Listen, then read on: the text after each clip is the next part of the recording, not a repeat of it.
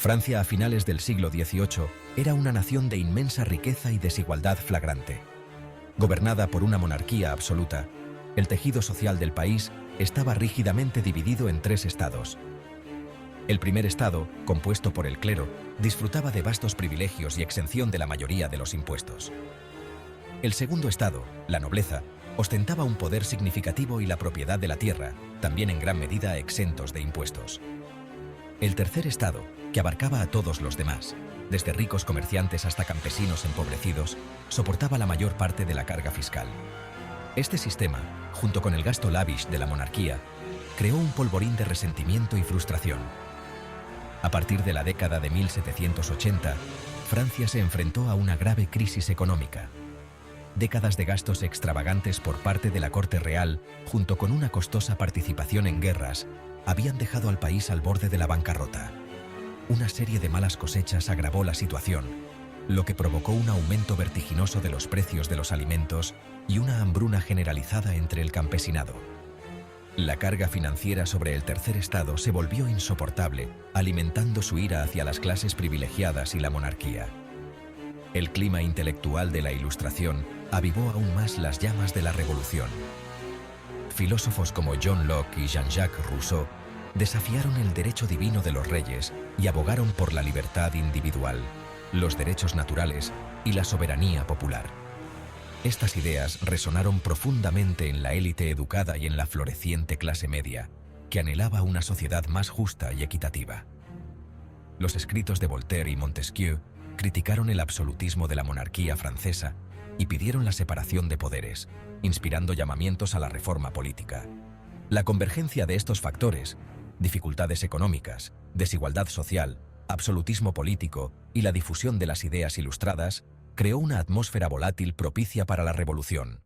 El pueblo francés, agobiado por la pobreza, frustrado por su falta de voz política e inspirado por las nuevas ideas de libertad e igualdad, estaba a punto de exigir un cambio radical.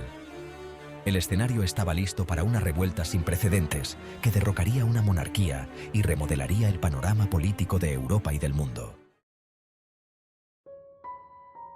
Los problemas económicos que asolaron Francia a finales del siglo XVIII fueron un catalizador importante de la revolución. El sistema financiero del país, lastrado por una estructura fiscal ineficiente e injusta, se tambaleaba al borde del colapso. La extravagancia de la corte real, encarnada en el fastuoso estilo de vida del rey Luis XVI y la reina María Antonieta, agotó las arcas del Estado. Su opulento palacio de Versalles se convirtió en símbolo de la desconexión entre la monarquía y el sufrimiento del pueblo.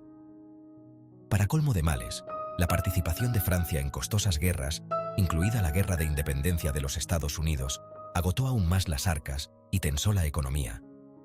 La decisión de apoyar a las colonias americanas en su lucha por la independencia, aunque moralmente loable, resultó ser un error de cálculo muy costoso para la monarquía francesa. Las deudas de guerra contraídas tendrían un impacto significativo en la economía francesa, contribuyendo al creciente descontento de la población. La estructura social de Francia, con su rígida división en tres estados, agravó las disparidades económicas. El primer y segundo estado, compuestos por el clero y la nobleza respectivamente, disfrutaban de importantes privilegios, incluida la exención de la mayoría de los impuestos. Esto significaba que la carga de la fiscalidad recaía de forma desproporcionada sobre los hombros del tercer estado, que abarcaba a todos los demás, desde los ricos comerciantes hasta los campesinos pobres. El campesinado francés, que constituía la gran mayoría del tercer estado, se enfrentaba a unas condiciones especialmente duras. Sometidos a derechos y obligaciones feudales, luchaban por sobrevivir con ingresos exiguos mientras soportaban el estilo de vida de las clases privilegiadas. El resentimiento hacia la nobleza y la percibida indiferencia de la monarquía hacia su difícil situación creció, contribuyendo a la creciente marea de descontento. Las disparidades económicas, unidas a un sistema fiscal injusto, alimentaron un sentimiento de injusticia y resentimiento que empujó al pueblo francés al borde de la revolución.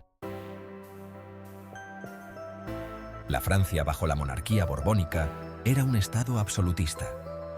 El rey Luis XVI, aunque bien intencionado, era un gobernante débil e indeciso, mal equipado para hacer frente a los crecientes problemas a los que se enfrentaba su reino. Heredó un sistema de gobierno en el que la palabra del rey era ley, sin que ningún órgano representativo la controlara.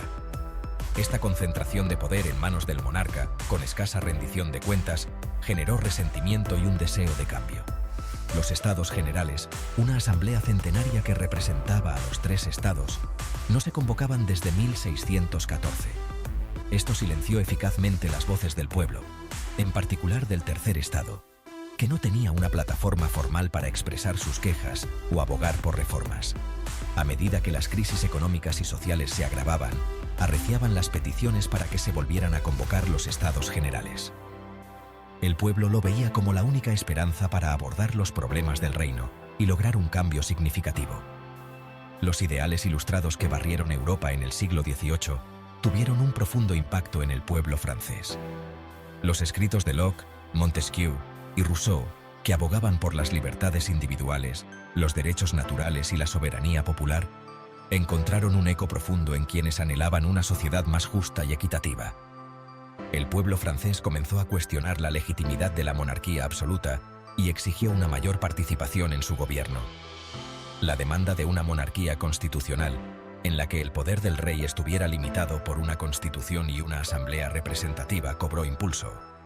La Revolución Americana, con su exitoso derrocamiento del dominio británico y el establecimiento de una república basada en los principios de la Ilustración, sirvió como un poderoso ejemplo para el pueblo francés. El éxito de las colonias americanas en la consecución de su independencia alimentó la creencia de que una revolución similar podía lograrse en Francia.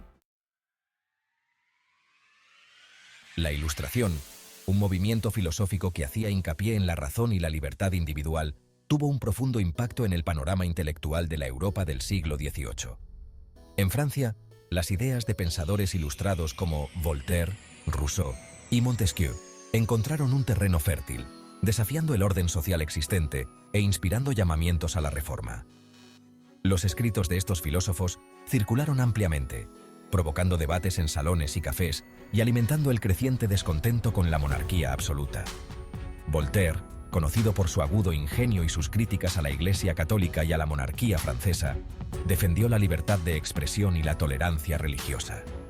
Sus escritos sacaron a la luz la corrupción y la hipocresía de la clase dirigente, erosionando aún más la confianza del público en el orden establecido. Rousseau, en su influyente obra El contrato social, abogó por la soberanía popular, afirmando que la legitimidad del gobierno emanaba del consentimiento de los gobernados. Este concepto revolucionario desafiaba directamente el derecho divino de los reyes, sentando las bases para la demanda de un gobierno más representativo. Montesquieu, en su obra fundamental El espíritu de las leyes, abogó por la separación de poderes, argumentando que el gobierno debía dividirse en 3 ramas: legislativa, ejecutiva y judicial, para evitar la tiranía y proteger las libertades individuales. Esta idea tuvo una profunda influencia en los revolucionarios franceses, que pretendían crear un nuevo gobierno basado en los principios de la separación de poderes. La confluencia de estas ideas ilustradas creó una potente fuerza intelectual que desafió el statu quo y alimentó el deseo de cambio. El auge de la opinión pública, propiciado por la expansión de la alfabetización y la proliferación de materiales impresos, desempeñó un papel fundamental en la movilización de las masas. Los panfletos, los periódicos y las caricaturas políticas se convirtieron en importantes herramientas para difundir información, expresar agravios y conformar el discurso público.